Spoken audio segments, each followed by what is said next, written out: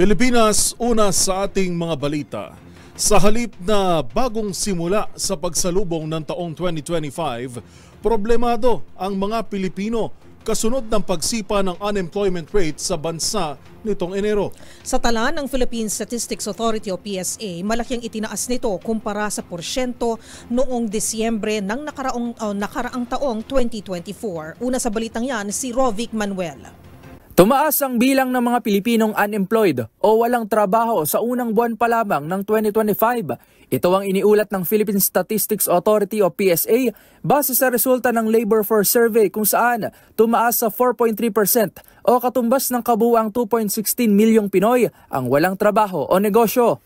Bagamat kapareho lamang nito ang porsyentong naitala noong Enero rin ng nakaraang taon, mas mataas naman ito kung ikukumpara noong Disyembre 2024 na may 3.1% rate o katumbas ng 1.63 milyong unemployed na Pinoy.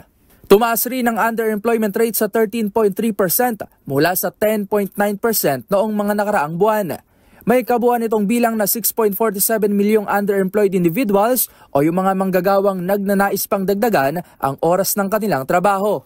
Kaugnay nito, bumaba naman ang employment rate sa 95.7% nitong Enero kumpara sa 96.9% na naitala sa mga nakalipas na buwan. Katumbas ito ng 48.49 milyong Pilipino na may trabaho na mas mababa sa 50.19 milyong Pinoy nitong Disyembre ng 2024. Sa ulat ng PSA, service sector pa rin ang nagdomina sa labor market nitong Enero ng taon pagdating sa dami ng bilang na employed na may 61.6% na sinunda naman ng agriculture at industry sector. Para sa MBC TV Network News, ito si Rovic Manuel ng DZRH TV, una sa Pilipinas, una sa Pilipino.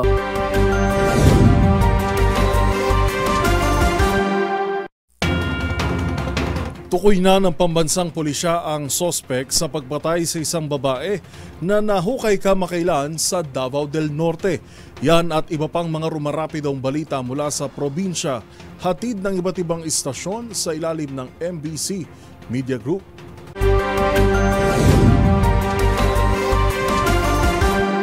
Balita mula sa Davao del Norte. 4 na taon na nakalipas mula noong naiulat na nawawala ang isang 17 anyos na babae sa Tagum City, Davao del Norte noong Marso 4, 2020 at natagpuan kalansay noong Hulyo 14, 2024 sa tabi ng isang boarding house sa Purok 5, Barangay Apukon, Tagum City, Davao del Norte. Ibinunyag ni Police Lieutenant Colonel Wildemore Tio, hepe ng Tagum City Police Station, na naibalik ang kwento matapos nangyari ang pagpatay ng isang stepfather sa 14 na taong gulang na nilibing din bago ginahas at pinatay sa Panabo, Davao del Norte, at nagkataon ngayong natagpuan na ang mga buto ng biktimang si Arong. Dagdag pa ni Colonel Tio, noong mga oras na iyon ay kinumpirma ng ina na ang na-recover na gamit ay pagmamayari ng kanyang anak na si Queenie Grace Arong at ito ang huling suot ng biktima bago ito nawala. Samantala, kinumpirma rin ng may-ari ng boarding house na ang lubid na nakabit sa bangkay ng biktima ay ang lubid na ginagawa niyang sampayan at ang towel ay pag-aari ng suspek. Sa inilunsad na investigasyon, kinilala ang suspek na si alias J at isang photographer na sa kasalukuyan at large. Ito mano ang nag-alok sa biktima na maging modelo para dalhin sa Davao at Manila. Sa ngayon, ang mga otoridad ay patuloy pa rin ang paghahanap sa suspek na nagtatago at pinapabilis ang proseso ng arrest warrant. Para sa MBC TV Network News,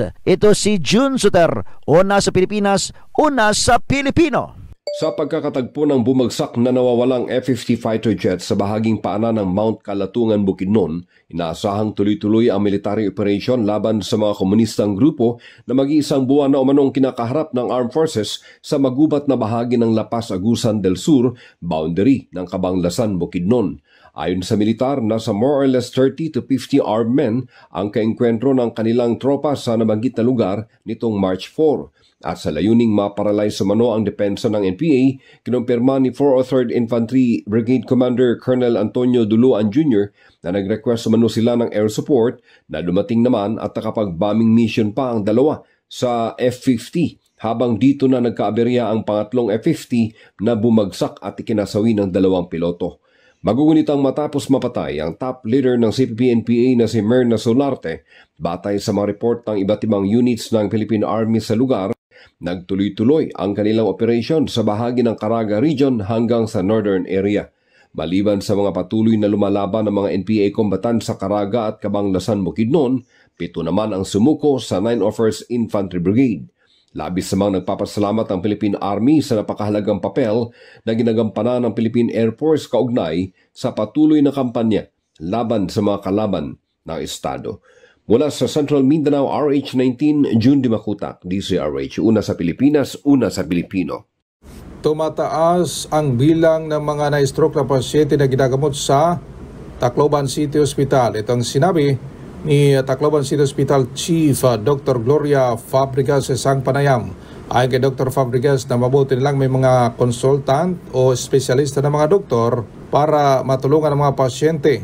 Kaya para makaiwas sa stroke, kailangan ang mga bawat isa magdahan-dahan sa pagkakain ng matatabang pagkain, matatamis at maalat. Kailangan din may disiplina sa sarili, matulog ng saktong oras at mag-ehersisyo. Dahil kapag kulang sa tulog, ang tendency ng isang tao, magkakalitin na nagiging contributory factors sa pag-i-stroke. Mula dito sa DYVL Action Radio Tacloban, ito si Arstratito Jimmy, angay-angay para sa DZRH, una sa Pilipinas, una sa Pilipino.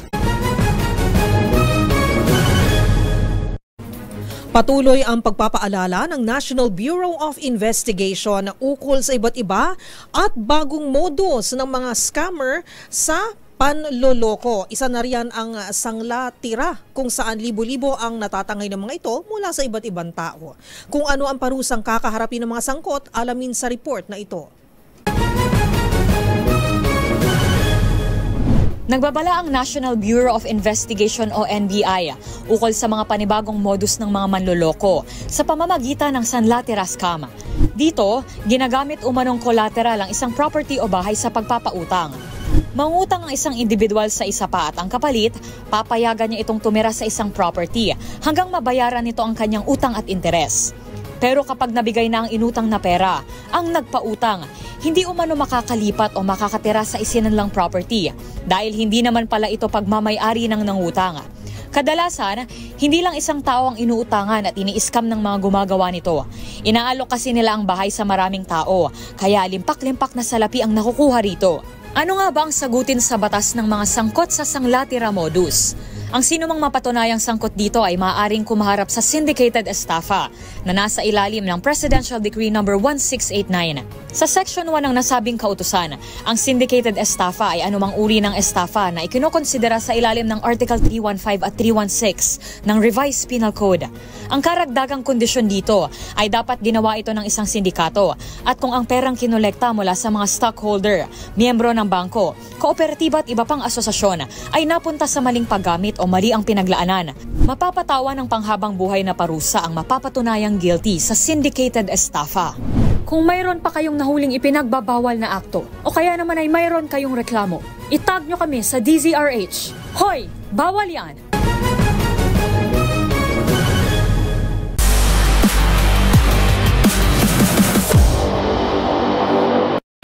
Sa mundo ng football, sasabak ang Philippine men's football team sa paparating na AFC Asian Cup 2027 qualifiers na gaganapin sa New Clark City sa Tarlac. Ito ang kauna-unahang pagkakataon na maglalaro ang national team sa nasabing stadium. Ang mga detalye sa report ni Matchpoint, Millie Borja. Dahil sa patuloy na renovation ng Rizal Memorial Stadium, gaganapin ng Philippine Men's Football Team o PMNT ang kanilang unang home game sa AFC Asian Cup 2027 qualifiers sa New Clark City Stadium sa Cabas, Tarlac. Ito ang kauna-unahang pagkakataon na maglalaro ang national team sa nasabing stadium, bagamat nakapag-host na ito ng 2 laban sa Philippines Football League o PFL noong 2022. Ang paglalaro ng PMNT sa New Clark City ay dahil sa pagpapalit ng bagong artificial turf sa Rizal Memorial Stadium. Inaasahan na magkakaroon ng mga travel arrangement upang mapadali ang pagpunta ng mga taga-suporta dahil ang stadium ay may kalayuan sa Manila. At upang hikayatin ng mga manonood, mamimigay ang kupunan ng libreng upper box tickets. Sinimula ng Pilipinas ang kanilang kampanya para mag-qualify sa AFC Asian Cup 2027 matapos ang kanilang tagumpay sa ASEAN Mitsubishi Electric Cup, kung saan umabot sila sa semifinals sa unang pagkakataon mula noong 2018. Dahil kasama ang Asian Cup sa FIFA International Window, inaasahan na mas palalakasin ng overseas-based players ang PMNT. Kabilang na si Gerrit Holtmann na kasalukuyang naglalaro sa Germany. Makakaharap ng Pilipinas sa third and final round ng qualifiers ang Tajikistan at Timor-Leste, kung saan ang mga top teams sa bawat isa sa 6 na groups ay direktang papasok sa Asian Cup 2027. At yun ang mga latest updates sa mundo ng sports. Para sa MBC TV Network News, ito si Mili Borja ng DZRH TV, una sa Pilipinas, una sa Pilipino.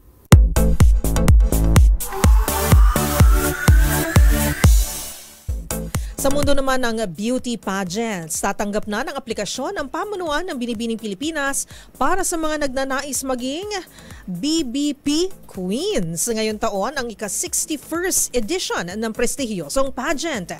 Narito ang report ni Showbiz Angel. The search is on para sa susunod na Binibining Pilipinas Queens. Ito ang inanunsyo ng longest-running national beauty pageant sa kanilang social media account, kalakip ang link para ma-download ang application form. Maaari itong ipasa via email o personal na dalhin sa BPCI office sa Quezon City. Magunita na noong nakaraang taon, ipinagdiwang ng Binibining Pilipinas ang kanilang 60th anniversary, kung saan nagkaroon ng reunion ang higit 100 BBP Queens sa idinaos na Coronation Night.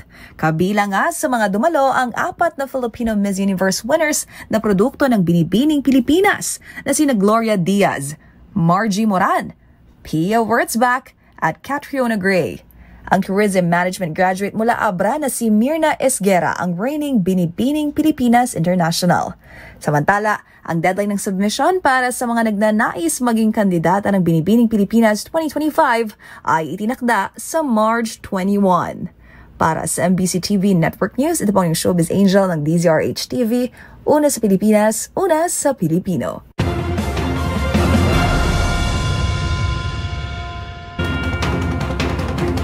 At iyan na po mga balitang aming nakalap ngayong araw ng Huwebes. Ito po si Yuel Reyes. At ako naman po, si Miss O, Miss Karen Oyong. Magkita-kita tayong muli bukas, araw ng Biyernes, para sa mga balitang makabuluhan, mga kwentong makapangyarihan. Hatid ang boses ng Pilipino para sa Pilipino. Ito ang MBC TV Network News. Una sa Pilipinas, una sa Pilipino.